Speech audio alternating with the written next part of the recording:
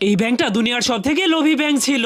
যখনই সে কোনো পোকামাকড় দেখতে পেত তখনই সে জলদি করে সেগুলোকে তার বন্ধু বান্ধবের কাছ থেকে লুকিয়ে দিত, আর তার বন্ধুরা চলে গেলেই সে লুকিয়ে লুকিয়ে সেগুলোকে মজা করে খেয়ে ফেলতো। এভাবেই সে অনেকবার তার বন্ধুদেরকে ধোকা দিয়েছিল। কিন্তু একদিন হঠাৎ করে সেই লোভী ব্যাংকটা পাথরের একটা মূর্তিকে দেখতে পায়। এই জন্য সে ওই মূর্তির মধ্যে কি আছে তা দেখার জন্য সেই মূর্তির মধ্যে ঢুকলে সে অনেক অবাক হয়ে যায়, কারণ সেখানে তার পছন্দের খাবার হাজার হাজার পোকামাকড় দিয়ে ভরা ছিল। এই জন্য সে অনেক লোভে পড়ে সারা জীবন সেখানেই থেকে যাওয়ার সিদ্ধান্ত নেয়, যাতে করে সে কোনো পরিশ্রম ছাড়াই সবসময় পেট ভরে খাবার খেতে পারে। এরপর সে বাইরে তাকালে দেখতে পায় তার বন্ধুরা মাত্র একটা মাছিকে ধরার জন্য কতই না পরিশ্রম করছে, কিন্তু তবুও তারা সেটাকে ধরতে পারছিল না। যা দেখেও লোভী ব্যাংকটা তাদেরকে সাহায্য না করে একা একা মজা করে মাছি খেতে থাকে। এভাবেই সেই মূর্তিটাকে নিজের পছন্দের ঘর বানিয়ে বছরের পর বছর তার ভিতরে শুয়ে শুয়ে পোকা খেতে থাকে, যার কারণে সে কোনো শারীরিক পরিশ্রম না করে সারাদিন শুয়ে শুয়ে খাবার খাওয়ার কারণে কয়েক বছরের মধ্যেই অনেক মোটা হয়ে যায়। এভাবেই ধীরে ধীরে সেই মূর্তির ভেতরে থাকা সবগুলো খাবারই শেষ হয়ে যায়, যার কারণে সেই মূর্তির ভেতর থেকে বের হওয়ার চেষ্টা করলে সে এতটাই মোটা হয়ে গিয়েছিল যে সে কোনোভাবেই সেখান থেকে বের হতে